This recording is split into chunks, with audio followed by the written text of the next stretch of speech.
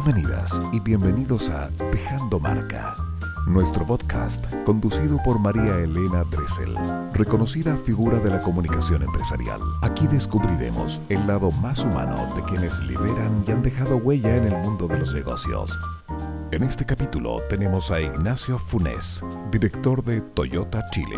¿Cómo están? Bienvenidas, bienvenidos a un nuevo capítulo de Dejando Marca, este espacio de Prisa Media, alojado en diversas redes sociales y por supuesto en el canal de YouTube de Radio ADN, donde vamos descubriendo a esas personas que están detrás de la toma de decisiones de organizaciones que son muy importantes en nuestro país y también para el mundo. Hoy estamos con Ignacio Funes, él es director ejecutivo de Toyota Chile. ¿Cómo estás, Ignacio? Bienvenido. Muy bien. Muchas gracias por la invitación. Un viñamarino que Sí. llevas ¿cuántos años en Toyota? Llevo 18 años en Toyota. ¿Ya alcanzaste la mayoría de edad en tu Ya trabajo? alcancé la mayoría de edad en Toyota. Nunca, cuando llegué a Toyota hace 18 años, nunca me imaginé que iba a estar tanto tiempo. Y yo veía que había mucha gente de muchos años. Decía, ¿cómo pude aguantar 5 años acá? Sin conocer cómo era la compañía por dentro, pero el solo estar tanto tiempo en un lugar como que me llamaba la atención, pensando equivocadamente que no había una dinámica. Aprovechando lo que me estás contando, Ignacio, ¿qué particularidades tiene una compañía, bueno, en tu caso y en tu experiencia Toyota, pero qué particularidades tiene una compañía para que una persona pueda permanecer tanto tiempo? Y además, en tu caso particular, has pasado por muchas áreas muy distintas. Sí, obviamente es una particularidad que a mí me hace sentido. No sé si a todo el mundo... Que te hizo match, por decirlo, ¿no? Sí, para mí primero tiene que ser un lugar, un trabajo en que den ganas de ir. Hay que partir por eso, porque si ya perdiste las ganas de ir, ya no tiene ninguna, no tenés fuerza, energía para levantarte y para ir a trabajar. Por desafíos, por compañeros, por jefatura, es una todas mezcla, las anteriores. Es una mezcla. Por supuesto que las personas son muy importantes, porque uno pasa más tiempo con los compañeros de trabajo que con la familia a veces. Entonces, finalmente se transforma, aunque uno no lo quiera, y a veces suena como medio cliché, sí. Es una segunda familia, con todo lo que tiene que ver ahí, con sus conflictos, armonías, desarmonías. Por lo tanto, tiene que haber un equipo humano bueno. Bueno en el sentido de íntegro, con buenas intenciones, que tú podáis confiar. Eso yo lo traigo mucho también de la Marina. O sea, uno pone la vida en confianza de otro. Aquí, ¿Tú fuiste de cadete? Sí, ahí estuve algún tiempo, me aguantaron ahí un tiempo de... Es buena esa analogía, ¿eh? Sí. Porque tiene no solamente que ver con disciplina, con confiar en el otro, como tú estás diciendo, hay también un tema de jerarquía. ¿Cómo se organiza eso también en términos de liderazgo en el mundo profesional? Hay jerarquía, y la jerarquía yo la veo desde el punto de vista de la responsabilidad de qué decisión tengo que tomar. Okay. Todo el mundo toma decisiones. Da lo mismo si eres el tope de la compañía, mirando un organigrama, claro, o un staff en la compañía. Todo el mundo toma decisiones todos los días. Por lo tanto, la jerarquía está en la responsabilidad de tu propia decisión. No hay ninguna decisión que no sea importante. Todas construyen otra. Tal cual. Si el equipo va tomando malas decisiones, probablemente la cabeza va a tomar una mala decisión. Porque te alimentan de información, de datos, te cuentan. Uno va siempre conversando, tratando de llegar a esa información un poco que no es la formal. Pues la formal es súper fácil de armarla. Hay un calendario de reuniones, sí, claro, y yo pregunto o pregunta lo que quiero saber y te vaya armando de esa información formal. Pero una de las más ricas es la informal. Y esa es lo que va construyendo una buena toma de decisión. Y eso construye cultura organizacional también, ¿po? Totalmente, porque va construyendo un cierto ambiente de buen trabajar, de buen estar ahí. Pero es importante estar en un lugar cómodo, en mi caso, que la compañía tenga un propósito claro de aporte a la sociedad, y que te permita desarrollarte, que te permita hacer cosas, que te permita poner tus ideas, transformar, cambiar, aportar, hacer crecer a los equipos. Eso es lo que a mí me atrajo de Toyota. Ser como una especie de emprendedor, como intraemprendedor dentro de una gran empresa. Totalmente. Yo admiro a los emprendedores. Para mí habría sido muy difícil ser emprendedor. Creo que se necesita una frialdad, una forma de pensar muy, muy particular. pero uno puede tener ese bicho emprendedor en un ambiente diferente y las empresas que van funcionando son las empresas que constantemente vas emprendiendo, Sí. porque tener un proyecto en particular, crear un nuevo producto, salir con un nuevo servicio, es emprender. Sí, claro, agregar valor, generar innovación, todo eso tiene que ver con intraemprendimiento. Total.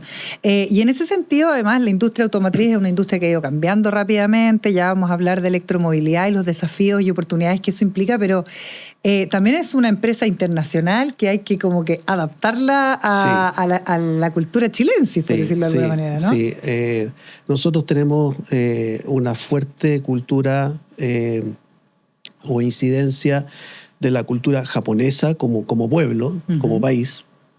Tenemos también una fuerte cultura, en particular de Toyota a nivel global. Toyota Chile también es una compañía que pertenece a otro grupo japonés muy grande que es Mitsui, que también tiene su cultura propia. Y después está la combinación de, al final, el 95% de las personas que trabajan en Toyota Chile son latinoamericanos.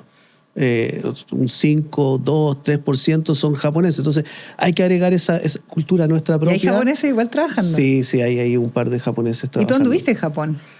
Yo sí, he ido varias, a veces más de las que quisiera a Japón, pero he ido muchas veces a Japón. Pero no solo por trabajo, porque sé que en tu casa ocupas hartos términos japoneses ahí como para algunas cosas específicas. Sí, no, uso mucho, he incorporado mucho de la cultura japonesa a mi diario vivir. A veces me dicen que soy un poquito demasiado japonés para algunas cosas, pero la incorporo porque veo que ayuda en el día a día, te aporta y por lo tanto estoy constantemente viendo cómo no trae como la buena práctica, por decirlo de alguna manera. Sí, Oye, total. Ignacio, ¿qué tiene la cultura japonesa? Porque nosotros somos como bien incumbentes cuando estamos hablando de los europeos, de los norteamericanos, como que sabemos mucho, pero cuando tenemos que mirar a Oriente se sabe poco. Yo te diría que más hoy día ya con la irrupción de China como una gran potencia comercial, ¿no? Pero ¿qué tiene la cultura japonesa que tú rescatas y de lo que has ido aprendiendo también en estos 18 años de la compañía con tus visitas y esto que incorporas también a tu vida? Mira, la cultura japonesa es bastante visible y sorprendente. Es un pueblo, una cultura muy colectiva. Un pueblo que constantemente tú estás viendo que buscan la colaboración, que todos son importantes y que todos saben que juegan un rol para que esta gran máquina funcione, ya sea en una ciudad, una compañía, un negocio, lo que sea. Son muy colaborativos, son muy generosos, son súper extremadamente trabajadores y una característica que se aplica mucho al negocio es muy planificado. Ellos gastan mucho tiempo en planificar y eso también lo tenemos nosotros. Planificamos porque creemos que el gastar mucho tiempo en planificación acorta después la implementación con menos errores. Entonces es como en el camino arreglamos la carga, eso con nosotros no pasa. Nosotros arreglamos la carga antes.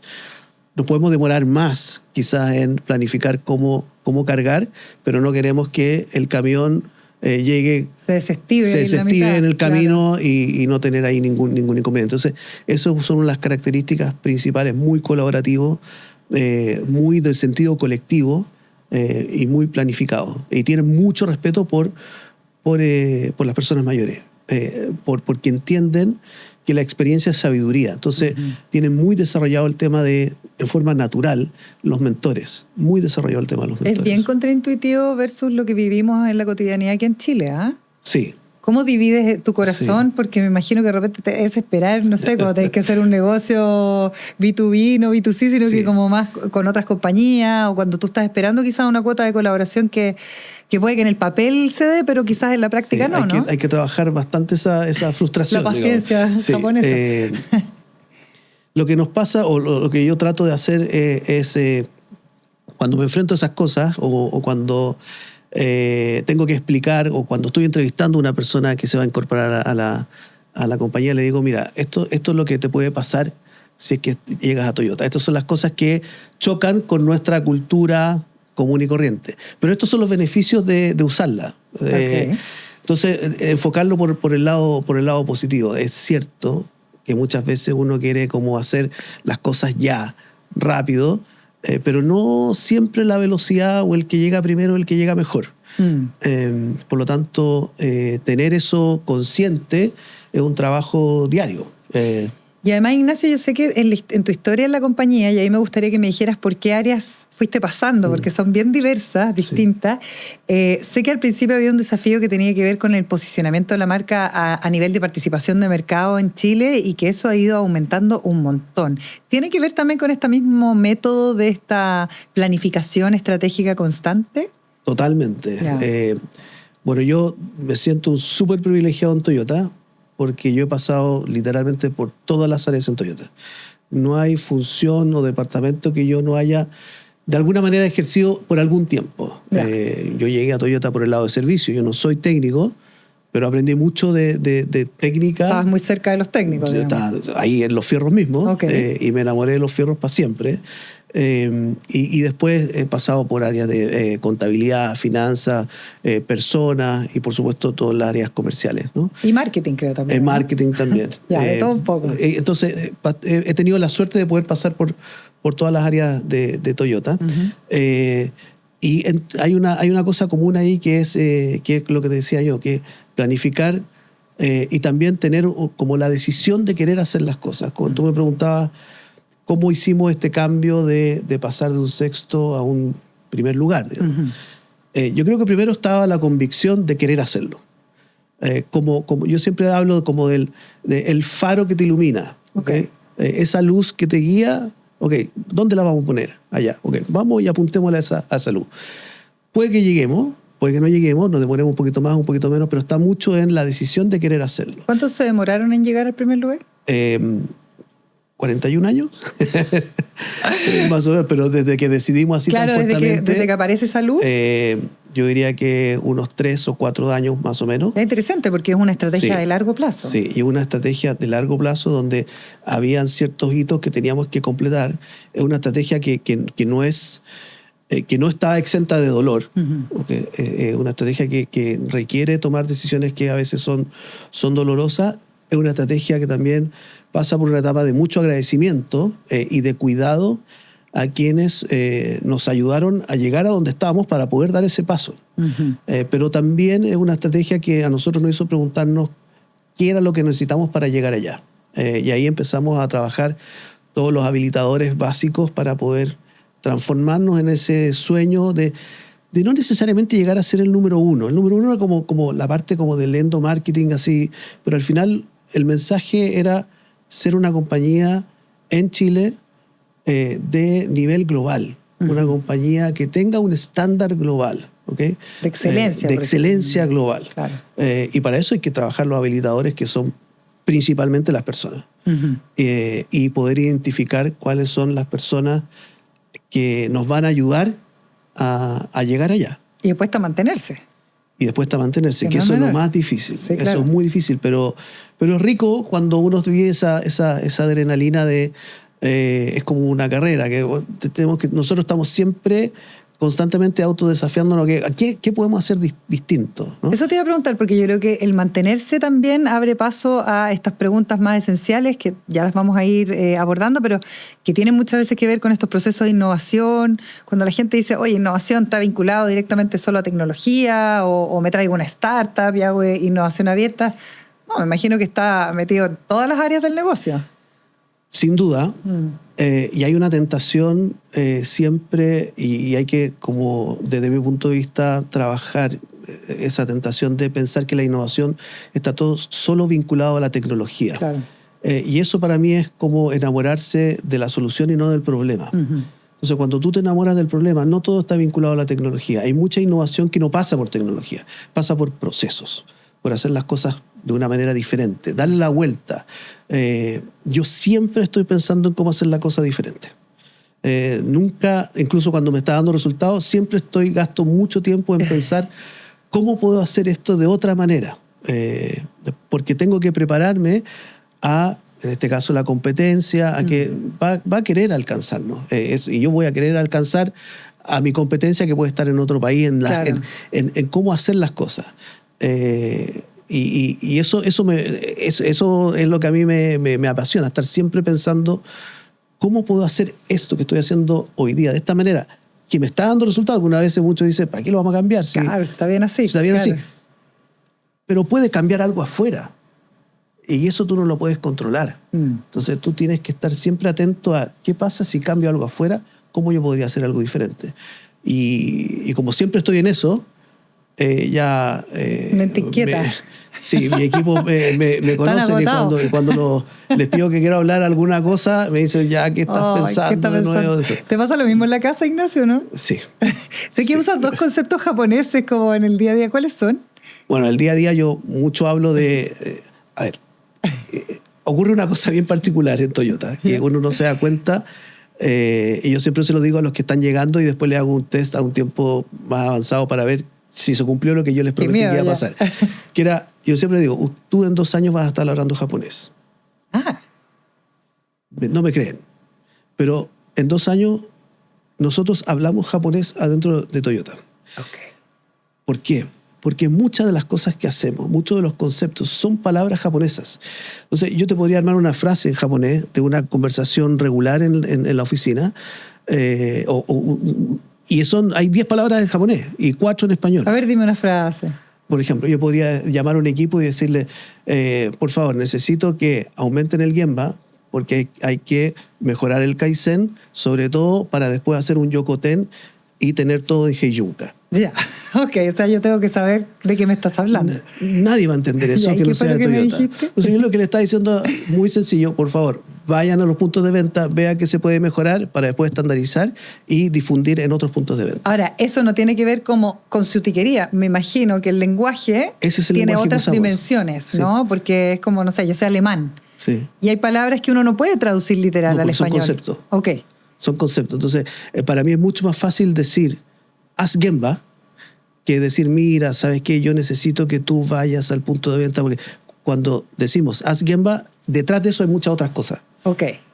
Y también facilita la integración de, cuando hacemos expat, de nosotros mismos a otro Toyota. Porque tal cual como Toyota Chile tiene una cultura, Toyota de Brasil tiene otra cultura. Claro. Pero hay algo común, que son los conceptos y el lenguaje. Perfecto. O sea, ayuda mucho a como enchufarse rápido, ¿no? Ya, y esa gente entonces al segundo año ya está hablando japonés. Sí. ¿Y en tu casa también hablan japonés? En mi caso se resisten a hablar japonés, pero sí uso mucho con mis hijos explicar el concepto del Kaizen, que es básicamente no quedarse en lo que hablamos recién. Es lo que estoy haciendo bien, sino que cómo lo puedo mejorar. Todo se puede mejorar. Para hacer las compras del supermercado usamos sistema Kanban, que es un sistema de manejo y control de inventario. Me parece muy complicado, pero es súper simple, porque son tarjetitas que todos tienen una responsabilidad. Si yo saco la mayonesa y le raspo el último concho de mayonesa, yo fui el que hice eso, yo soy el responsable de dar vuelta la tarjeta que está pegada en el refrigerador, de que se acabó la mayonesa. Entonces, cuando alguien va a comprar al supermercado, saca todas las tarjetas que están marcadas con qué falta. Y compras lo justo. Y compras lo justo, compras lo que dice la tarjeta, y no se te olvida nada. Porque uno cuando va al supermercado a veces compras de más o compras de menos. Entonces se hace mucho más eficiente la ida al supermercado, mucho más eficiente el uso del dinero, y todos tienen una responsabilidad. Eso mismo te iba a decir, y ahí hay una cosa que es interesante, Sí, que todos somos responsables, claro, que tiene que ver con eso mismo que me decías, como de una sociedad que realmente vive en colaboración. Claro, si yo no di vuelta a la tarjeta y se acabó la mayonesa, ¿qué va a pasar? Va a llegar mi señora o otro hijo que va a querer hacerse un pan con mayonesa, sí, y no va a haber. Claro. Entonces, el responsable, tú nunca vas a saber que fue el responsable. Después fue uno el anda último. buscando los culpables. Claro, pero no, y ahí es cuando empieza a no funcionar un sistema, ¿no? Es súper interesante lo que estás diciendo, Ignacio, porque creo que es como desde lo más esencial la manera en que nos vamos vinculando, ¿no? Y voy a volver un poco a tu momento de cadete, porque yo creo que las Fuerzas Armadas o la institucionalidad de ese tipo también tiene algo de eso, ¿no? Tienen todo eso. Ajá. Todo eso. En una fuerza, yo estuve ahí algunos años, no egresé como oficial. Tengo mucha admiración, tengo muchos compañeros hoy día que ya son almirantes, ya, pero el confiar en que el otro lo va a hacer de la manera correcta y lo va a hacer bien. Eso es fundamental. Y es lo que a mí me pasa hoy día en mi trabajo. Yo confío siempre que lo van a hacer bien. nunca estoy desconfiando de que lo va a hacer mal. Obviamente, a veces uno se equivoca, y ahí hay otro concepto japonés, que es el andón, que si ves un problema, para la línea de producción. El andón es una cuerda que para la línea de producción porque encontraste un problema. Okay. Y van a ir todos a ayudarte. No te van a juzgar si te equivocaste, no te van a juzgar por el problema. El tema ahí es cómo entre todos, distintas mentes, distintas visiones, podemos aportar a la solución de ese problema. Increíble eso, sobre todo en el mundo que estamos viendo hoy día, que es un mundo donde hay mucha incertidumbre, mucho cambio, apalancado por la tecnología. Hoy día vemos el desarrollo de la inteligencia artificial.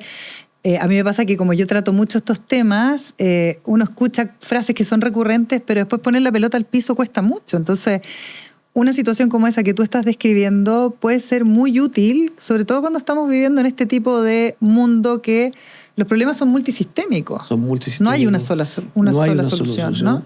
Pensar que existe una solución única, yo creo que desde ahí parte el problema.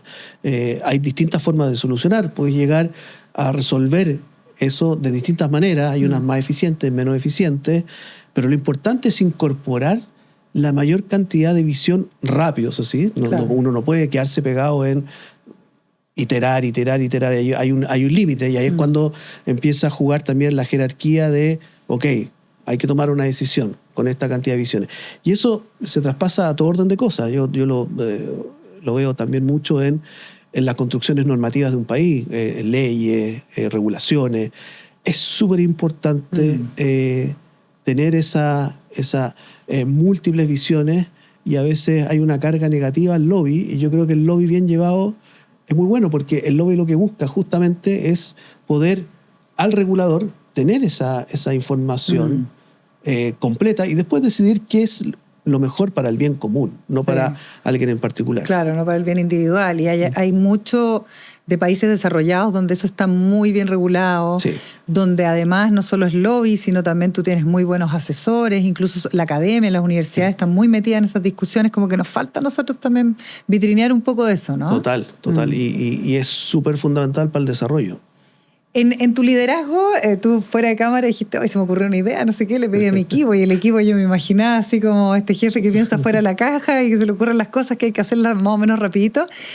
También hay algo que tiene que ver harto con la lógica deportiva. Nos ha pasado en otras conversaciones aquí en Dejando Marca que el deporte también viene siendo como una conexión bien importante, no solamente con la naturaleza o con el propio estado físico, sino también con la forma de hacer las cosas, como el método. Sí. Yo sé que tus hijos juegan, no sé si se dice juegan, ¿practican waterpolo? Juegan waterpolo, practican. ¿Sí juegan? ¿Se dice juegan? Sí. Waterpolo, y que tú eres una persona que está muy involucrada en la práctica de ello. ¿Cómo eso también se entrecruza en esta conversación que hemos tenido? Yo soy un fiel creyente que el desarrollo integral de una persona pasa no solo por ir al colegio y aprender matemáticas y español, pasa también por aprender de las artes, algo. Yo empujo mucho, además del deporte, a mis hijos la música. Yo toco el timbre desafinado. ¿Okay? Eres mal músico. Pero no tocas ni nada, ninguno. Pero sé que te gusta la música. Sí, me encanta. Yeah. Pero siempre he empujado mucho para que tengan esa curiosidad de explorar la música. Algún arte. Uno se me fue por la pintura, otro más por la música, la más chica canta y actúa, y la otra parte es el deporte. O sea, me cuesta comprender que no exista el deporte en alguna forma, en algún tiempo en las personas. Yo creo que ¿Por qué? Porque el deporte, además de todos los beneficios físicos que son evidentes, físicos, mentales también, ¿no? Está la parte mental. Sí. Que el deporte ayuda mucho a tener un equilibrio mental, y dependiendo de los tipos de deporte, hay cosas que son comunes en cualquier deporte. La disciplina, la responsabilidad, y en algunos más que otros, pero yo creo que en ninguno no existe también el trabajo en equipo. Incluso en deportes individuales también hay trabajo en equipo, porque yo no veo ningún tenista que no tenga un equipo detrás, aunque juegue solo. Exacto. Entonces, te ayuda a a formarte en una forma muy integral. Y yo soy muy empujador de eso con mi círculo más cercano, que son mis hijos que sufren eso. ¿Sufren? Sí, sufren porque yo soy bien como exigente en... No les digo que hagan deporte todos los días, pero sí les exijo que cumplan con sus compromisos. Okay. Si tú te comprometes a participar en campeonato X, si tú te comprometes a ir tal cantidad de días, si tú te comprometes a X, hay que cumplir esa promesa porque hay gente que depende de ti. Tú no estás solo en el mundo. Por eso que me involucro mucho y como soy un poco intenso también, me involucro a veces más de lo necesario. Y eso tiene que ver con los liderazgos, a cualquier nivel, ¿no? Finalmente, cumplir también, no solamente tu equipo te cumple a ti, tú le estás cumpliendo a tu equipo. Es que no hay una relación en una sola dirección. Sí. Y quizás los liderazgos hoy día tampoco pueden ser tan verticales. Los liderazgos mi visión de liderazgo es que tienen que ser, yo no sé si tienen que ser verticales u horizontales. Okay. Lo que sí sé es que tienen que tener una alta capacidad de adaptación y poder identificar cuándo ejercer un tipo de liderazgo y en qué situación. No es que yo soy un líder súper vertical siempre, no, o soy horizontal siempre, soy súper buena onda siempre. No. Hay veces que puede ser súper horizontal y hay veces que tienes que ser muy vertical. Pero yo diría que la gracia está en poder identificar cómo tú adaptarte. A mí me costó aprender eso hasta que decidí poder entender más a las personas y yo adaptar mi forma de comunicarme y de escuchar en forma diferente. Un ejemplo, o sea, hay veces que hay personas que se sientan y quieren conversar contigo y te cuentan una historia súper larga para decirte que A. Y hay otros que van directo al A. A mí me acomoda una más que otra. Obvio. Pero no, yo soy el que tengo que adaptarme a esa forma más cómoda de comunicar en la otra parte. Porque yo ahí de esa forma creo que le voy a dar un espacio de confianza mejor, mayor. Y eso me va a ayudar a mí a entender y poder decidir en el momento que sea necesario de una mejor manera. Por eso que yo creo que desde mi punto de vista, aquí no hay una receta... No, por supuesto. Única, una bala de plata. Pero yo intento siempre ser una persona que me adapto más a la contraparte, con ciertos límites, por supuesto. Hay veces que sí, que como no se una puede, hora y media. No, pero sí me parece que eso es fundamental. Y probablemente ese espacio también te sirve a ti para entender mejor a tu contraparte, qué es lo que está pensando esa persona, cuál es el proceso mental finalmente que lo lleva a decirte ¿no? Y diría que aquí a mí lo que me gusta y cuando ya me causa como así como un gozo es como cuando descubro cómo tocar la fibra de esa persona, cómo conseguir que influenciar de buena manera que se motive en esa persona, que se motive, que quiera moverse, que quiera hacer, que prenda, porque hay que atacarlos o confrontarlos de manera diferente. O sea, cuando consigo y me doy cuenta que estoy influenciando de manera diferente, es una cuestión que a mí me da como mucho... emoción. Sí. Lo más simple es cuando, no sé, yo tengo 3 hijos. A los 3 no les puedo tratar de la misma manera. No, tal cual. Tengo que tener una estrategia diferente de comunicación. A algunos les gusta que le haga broma, a otros les gusta que haga... Entonces, cuando tú descubres eso en la organización, empiezas a abrir una cantidad de puertas impresionante. Es como descubrir la Matrix. Sí. ¿Tienes algún momento, Ignacio, que te acuerdas que haya sido como el más difícil de tu trayectoria? Sí. ¿Me lo vas a contar? ¿Cuál fue? Mira, lo tengo súper claro. Y de hecho como que me emociona un poco. Yo tuve que despedir a mi mejor amigo en Toyota. Qué difícil. Entonces es un momento difícil porque pasaba por mucho esto de lo que te decía antes, de reconocer los cambios que tienes que hacer para un bien superior reconocer también lo que entregó esa persona a la compañía, tratarlo con mucho respeto, con mucho cuidado, y viéndolo en el tiempo, creo que está mejor hoy. Pero doloroso momento igual. En ese momento sí. Complicado, doloroso. Sí. Todavía me sigue invitando a su cumpleaños, así que... O sea, siguen siendo amigos. Sí. Ya, lo hiciste bien entonces. Sí. Pero te emocionas cuando lo dices, porque ahí entonces uno dice, bueno, que es algo que nosotros siempre estamos tratando de explorar acá en este podcast, que es, las empresas no son organizaciones que funcionan por sí mismos, son personas. Sí. Y todos tenemos sentimientos, todos tenemos dudas, todos tenemos habilidades para algunas cosas y para otras no. Entonces, yo creo que tomas de decisiones importantes siempre generan sensaciones. A mí todo me impacta. O sea, de alguna manera me cambia el estado de ánimo.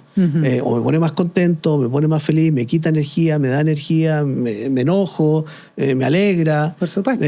No, eso es imposible como de separar eso. Claro. Entonces, eso fue un momento complicado. Han habido otros momentos también que tienen mucha relación con el negocio, pero... Y los japoneses son muy enojones, son pesados. Hay de todo. Los japoneses no hay es como cualquiera. Sí, hay japoneses que son más exigentes que otros, hay otros que son más enojones, hay otros que les gusta pasarlo bien. Entonces, pero son no hay una gran diferencia cuando uno va a la personalidad. Para mí es un japonés, un brasileño, un peruano, un argentino, no hay mucha diferencia en lo individual. En lo colectivo sí, se relacionan de manera diferente, operan de manera diferente, pero en el uno a uno son tipos que tienen que comer. ¿Te costó mucho adaptarte a ese operar de manera diferente, o esto de tener como esta dualidad entre, no sé, por lo que vives en tu día a día con tus amigos y esta forma de hacer empresa?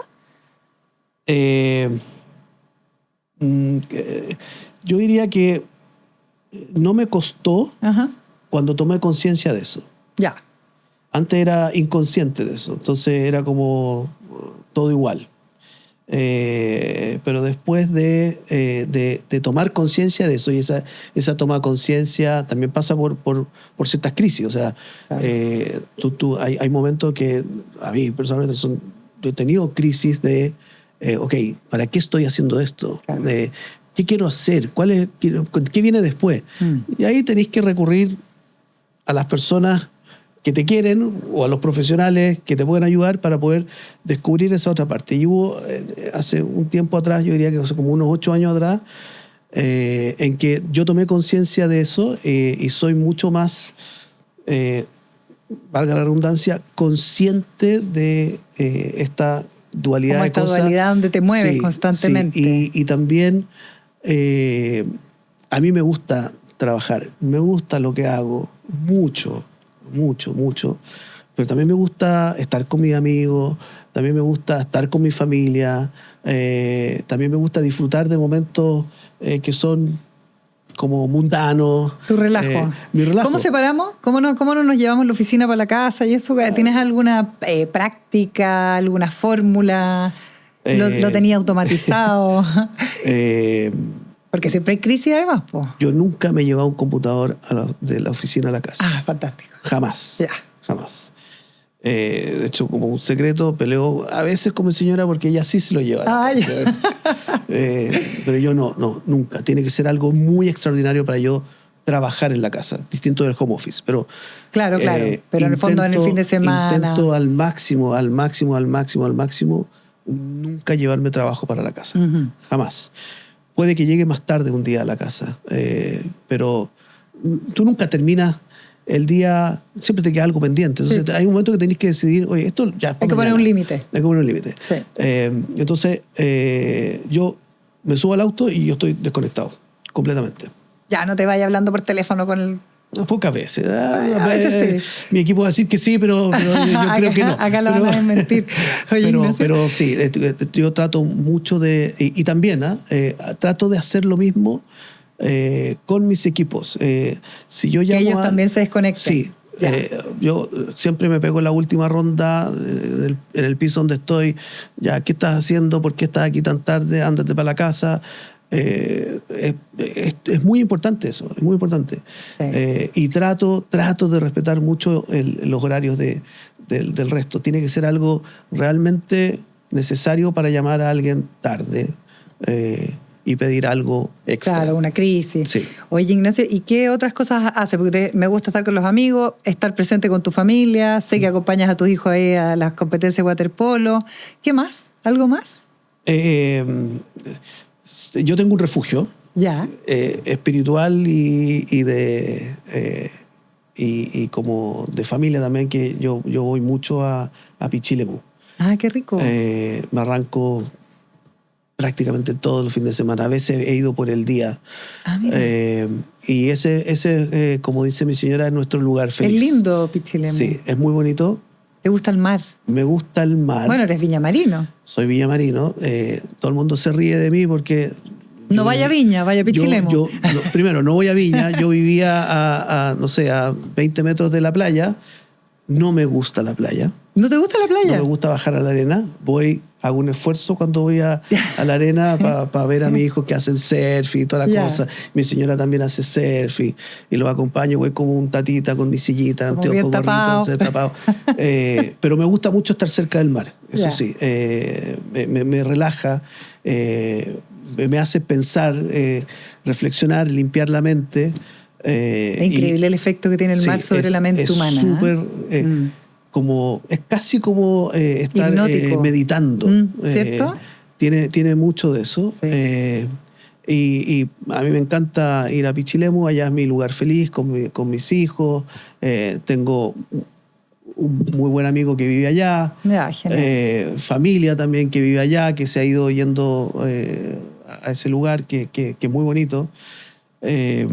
Y también tenemos otros rituales familiares también en las vacaciones. En las vacaciones vamos poco a Pichilemu. Claro, porque está muy lleno. Está muy lleno y disfrutamos más en el año. Ya. Así que siempre en las vacaciones mis hijos me reclaman que no son vacaciones. ¿Por qué? Porque los hago trabajar. ¿En qué lo haces trabajar? Siempre, las vacaciones siempre es algo para... Yo lo utilizo algo para agregarte valor. O sea, en los últimos años hemos ido como de vacaciones y ellos aprovechan de ir a entrenar waterpolo. Ok, ¿qué edades tienen tus hijos? El mayor tiene 18, 15 y la más chica 12. ¿Ya? A los dos mayores en vacaciones tienen que entrenar waterpolo. Y también me gusta mucho que en vacaciones aprovechen y hagamos algún turismo... Algo más cultural. Más cultural, ya. Sí.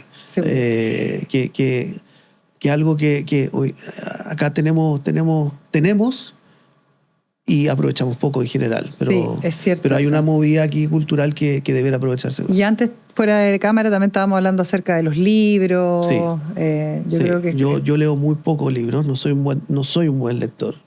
Tengo un libro en particular que tengo muchas versiones, pero ahora recién me leí Edipo Rey para poder ayudar a un hijo a entender, porque tiene una prueba para eso. Claro. Pero me declaro, no soy un buen lector. Pero sí tengo un libro... ¿Un libro que es tu libro, sí, como de sí, el que te hizo así en la cabeza? Muchas versiones. ¿Cuál es? El Príncipe. El Príncipe. Sí. Y ahí encontré una versión muy entretenida que es El Príncipe con notas de Bonaparte. Ah, mire qué bien. Sí. Lo voy a buscar. Sí, porque uno tiene un mal concepto a veces de lo maquiavélico. Pero cuando uno le da vuelta a lo maquiavélico, al concepto de lo maquiavélico, no es tan malo, digamos. ¿Y te ha pasado que de repente ese libro... ¿Hace cuántos años leíste ese libro por primera vez? ¿En el colegio? Ya, es que te lo voy a preguntar porque a mí me pasó algo parecido y es como... Yo redescubrí un libro que había leído hace muchos años atrás y de repente me di cuenta que en realidad había llegado un poco como al lugar al que me llevó ese libro cuando lo leí por primera vez, ¿no? Pero desde la construcción de mi propia vida. Si tú lo tienes como de cabecera, me imagino que es como... Pasa eso. Voy a decir una analogía con la Biblia, ¿no? Sí, o lo que leen los religiosos, pero finalmente tiene un poco que ver con el camino que uno va construyendo. Tiene que ver mucho con una mentoría invisible. Exacto, personal. Sí, y hay cosas que te hacen sentido en buenas decisiones y en malas decisiones. Claro. Entonces, en ese... Te vas como revisando. Sí, es muy entretenido. Y por eso, esa versión que encontré de suerte un día, Es muy entretenida porque uno va viendo cómo funciona la mente en ese caso de dos personas, digamos, del escritor y del que lo está leyendo. Genial. Entonces es bien buena. Siempre, la vamos a buscar. ¿Y la encontraste acá o la encontraste fuera? No, la encontré fuera. Ya. La encontré fuera, pero acá debe estar. Vamos a temas más no tan pedestres, pero temas importantes: descarbonización, matriz eléctrica. Hoy día justo tuve una charla con Juan Carlos Llobet, que fue ministro, ¿no es cierto?, Energía, hablando un poco de las tendencias, lo que iba ocurriendo. Sabemos que tenemos crisis climática, pero también la industria automotriz yo creo que ha sido una punta de lanza, así como aquellos que generan energía, de este cambio, ¿no? De la electromovilidad, de la forma de hacer las cosas para poder descarbonizar, ¿no? ¿Cómo ha ido Toyota también posicionándose aquí? Eso es muy importante, lo último que dijiste. Nosotros hablamos poco, y a mí en particular no me gusta hablar mucho del concepto de electromovilidad. Uh-huh. No porque neguemos o niegue los autos eléctricos, todo lo contrario. Toyota fue uno de los impulsores de la electromovilidad hace 30 años. Sí, exacto. Pero me parece que, como hablábamos hace un rato, enamorarse del problema, no de la solución. Uh-huh. La electromovilidad es una alternativa de solución. Sí. Por lo tanto, nosotros hablamos mucho más de la carbono neutralidad. ¿Cómo alcanzar la carbono neutralidad? Lo más rápido posible. Y para eso hay multivías, hay múltiples formas que hoy existen, y hay otras que van a venir que ni siquiera sabemos que van a venir. Uh-huh. Por lo tanto, en ese contexto, los marcos regulatorios tienen que ser muy agnósticos de las tecnologías. ¿No lo son? No lo son. Porque tú también estás en la ANAC. Sí, no lo son. Son muy... tiene cierta historia eso, no solo en Chile, sino que hubo un momento en que se habló mucho en el mundo de los autos 100% eléctricos, sí. Que de vuelta nosotros no lo negamos y creemos que son una buena solución, pero no la única. Entonces, cuando tú regulas muy enfocado en una tecnología, claro, restringes la innovación, claro, restringes el progreso y restringes o te tapas los ojos de alguna otra alternativa que puede ser más barata, más rápida para el momento en que estás viviendo. Sí. Ignacio, y ahí ustedes han tenido como un muy buen foco en lo híbrido, porque finalmente también tú para la electromovilidad necesitas generar la infraestructura crítica, por decirlo de alguna manera, sí, para que esto ocurra, ¿no? Este cambio ocurra.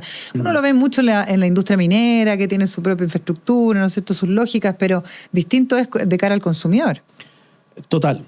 Hoy día hay distintas, aquí en Chile están presentes, sí, hay por lo menos cuatro tipos de vías o alternativas para poder avanzar hacia la carbono neutralidad, en particular en la industria de la movilidad.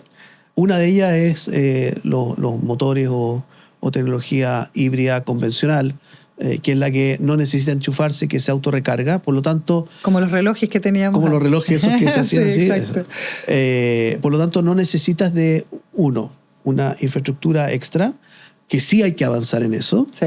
Y no solo llegar a instalar la infraestructura, necesita también una regulación de esa estructura. Uh-huh. Necesita incentivos para fomentar esa infraestructura. Y lo otro muy importante es que no cambias los hábitos de las personas. Un híbrido convencional, tú no necesitas preocuparte hoy de estar buscando un enchufe. Lo único que cambia, yo siempre digo, es que vas a ir la mitad de las veces a la estación de combustible. Claro.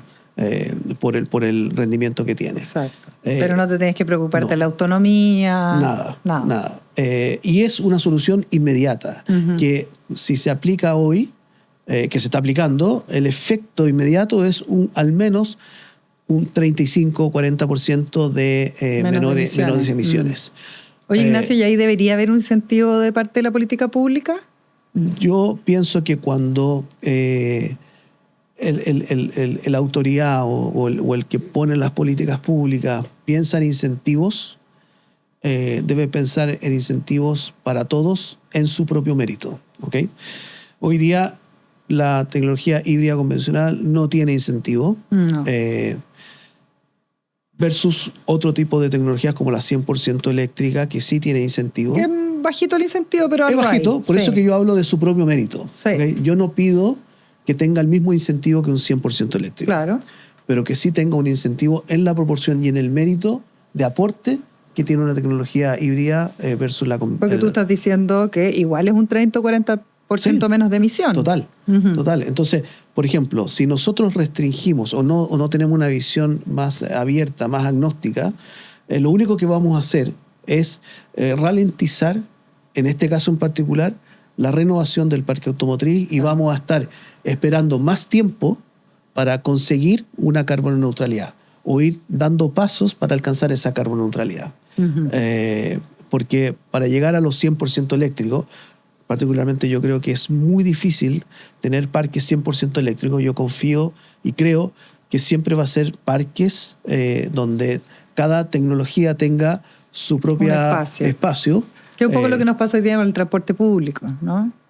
Totalmente. Y el transporte público, por ejemplo, el transporte público es un muy buen ejemplo de cómo se avanzó en una política pública con una mirada de carbono neutralidad que ahora incluso se está incorporando otra tecnología, que es la de hidrógeno, que también tiene sus pros y cons, pero amplificar esa matriz, amplificar esas vías, es muy bueno al final para el consumidor final, digamos. Entonces, y te da independencia, hay un montón de cosas. Vimos lo que pasó con Hormuz, o sea, mucho celebramos ahora los buses eléctricos cuando en un momento era como, oye, el costo es muy alto para el Estado, etc. Pero eso tiene que ver con algo que tú dijiste antes, esta planificación constante, ¿no? Esa planificación estratégica que yo creo que no hay que abandonar. No hay que abandonar. En todo ámbito de cosas tenemos que tener muy claro para dónde queremos ir y tenemos que, en ese para dónde queremos ir dibujando ese camino y de vuelta, insisto, desde la regulación, con una mirada muy agnóstica, enfocada en el problema, y no en la solución. No en la solución. Cuando nos enfocamos en la solución, esto es lo mismo que en la empresa a un nivel más pequeño. Tengo un problema, no, tenemos que comprar este sistema o esto. No, a veces no es necesario. Claro. Entonces nos quedamos pegados mucho en eso y eso es lo que puede provocar algunas consecuencias negativas. Tú eres director ejecutivo de Toyota Chile. Desde Japón vienen lineamientos que sean como específicos. Me imagino que esto de la descarbonización tiene sus plazos. ¿Cómo se va como haciendo el match entre lo que ocurre, no sé, en Japón y la bajada que se hace en Chile? Sí, nosotros tenemos... Toyota trabaja mucho en direcciones amplias y globales. Ok. Y después cada país tiene que ver cómo implementa esas direcciones con la realidad que tenemos. Nosotros hablamos mucho de no dejar a nadie atrás. Volviendo a la electromovilidad, ¿te imaginas en algún país que sea más pobre, obligarlos a ir a 100% eléctrico los va a dejar sin movilidad? Exacto. Entonces, en particular, Toyota, nosotros tenemos un compromiso de aquí al 2050, alcanzar la carbono neutralidad en todas nuestras operaciones, en todo el mundo, no solo en nuestros procesos de fabricación, sino que también en la operación del auto, en los kilómetros que recorre. Y nosotros estamos avanzando en eso y tenemos otras también iniciativas dentro de esa meta, dirección de cuidado del medio ambiente, que no solo está relacionado a carbono neutral, sino que también al cuidado del agua. En Chile nosotros hace algunos años ya dejamos de lavar con agua en nuestros autos en la mantención y hemos ahorrado una cantidad de millones de litros impresionante, sin dejar de entregar una buena experiencia al cliente después de la mantención, entregarle su auto limpio, solamente que no lo lavamos con agua. Digamos. Claro. Eso también fue muy interesante. Oye, y en el caso del Lexus, ponte tú el lujo, ¿tampoco se contrapone a este tipo de metas? No. Ya. Está alineado completamente. Uh-huh. El Lexus, de hecho, en nuestro caso, nuestra oferta de Lexus es 99% electrificada. Ya, perfecto.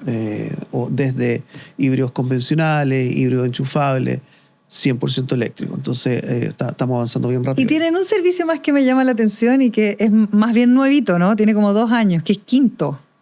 Quinto, eso es súper interesante. Quinto, esto nace también de la autodefinición de Toyota hace algunos años atrás, de dejar de ser una compañía manufacturera o solamente manufacturera y somos una compañía de movilidad. Ok. Y nosotros entendemos la movilidad en su más amplia definición. Yo doy el mismo ejemplo siempre. Si podemos ayudar a alguien a levantarse de su cama porque tiene alguna dificultad, vamos a trabajar en eso. Queremos O sea, movilidad tan completa, básica como esa. completa, porque creemos que es parte de nuestra responsabilidad, no dejar a nadie atrás y trabajar como una compañía de movilidad en 360. Y quinto, viene a ofrecer alternativas de movilidad también, y estamos presentes en distintos países y mercados. Tenemos 6 verticales de negocio. En Chile en particular hemos implementado ya 2. Una, la definición más fácil, es el car sharing. Estos autos que los puedes tomar un auto por una hora, mediodía, un día, una semana, etcétera, mediante la aplicación de Quinto con K.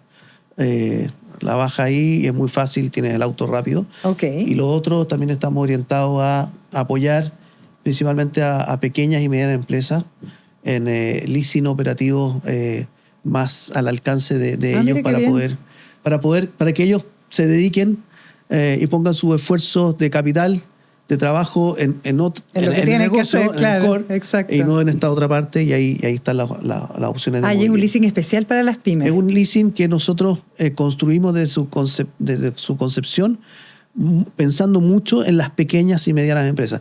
En Chile está muy bien desarrollado el leasing para grandes empresas. Sí, es verdad. Muy, muy bueno. Entonces, esa experiencia la estamos nosotros de alguna forma customizando principalmente para pequeñas y medianas empresas. También puede ser para personas.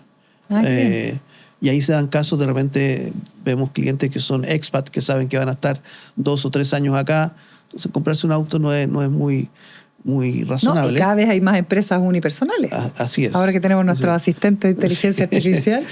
Ignacio, sé que te gusta la música. ¿Cuáles son tus bandas favoritas o tus estilos de música favoritos? Yo soy un rockero. ¿Rockero? Sí. Ya. Me encanta el rock y pasando por el rock también me gusta mucho el jazz y el blues, pero yo soy un... Pensé que me decir, y pasando el rock, Arjona. No, por favor. Que me perdone Arjona, pero... Jazz y blues. Sí, jazz, blues, pero soy un rockero de tomo y lomo. ¿Cuál es tu banda favorita? Vas a ver, ¿no? ¿Pero qué escucháis, Pantera o...? Sí, lo escucho, no es mi banda favorita. Ok. Pero me gusta... No tengo una banda así como que... Pero AC/DC, Rolling Stones, más antiguos, The Animals, pero ese Metallica... rock clásico. Iron Maiden, ese tipo de rock a mí me encanta. Te tenemos un regalo. No sé si es rock clásico. A ver, ¿con qué más? Sí, es rock clásico. Este te va a gustar. Este es un regalo para ti. Esperamos que tenga ahí tu tornamesa para que puedas disfrutarlo. Moví todo mi experiencia de música, de escuchar música. Dale vuelta ahí para que la gente lo vea. Ahí, perdón. ¿Y tienes una tornamesa, por ejemplo, en Pichilemu? Sí, moví todo para Pichilemu. Excelente. Es una de mis como obsesiones. Tengo toda mi casa musicalizada. Genial. La manejo del teléfono, entonces si me gusta moverme no sé, de la sala al quincho, al baño y que me siga la música. Genial. Entonces está toda la casa musicalizada. Ese es un clásico, sí, entonces esperamos que lo puedas disfrutar mucho y te queremos agradecer de todo corazón la sinceridad, la buena onda de venir a conversar con nosotros aquí dejando. Gracias a usted, son pocos los espacios que uno puede hablar más como distendido libremente, así que se agradece mucho. Gracias por aceptar nuestra invitación. Gracias a usted. Mira que yo le escribí por LinkedIn ahí a ver si que me contestaba y me contestó, así que se agradece. Contesto los LinkedIn. Sí. Me llegan... Eso también es muy que ver con los liderazgos como actuales de grandes líderes, así Contesto que se agradece. Siempre. Que te vaya muy bien, muchas gracias. Nosotros ya nos vamos despidiendo. Recuerden que todos nuestros capítulos quedan alojados en el canal de YouTube de ADN y por supuesto nos van a ver en las distintas redes sociales de las radios de Prisa Media. Nos encontramos en un próximo capítulo de Dejando Marca. Que estén bien.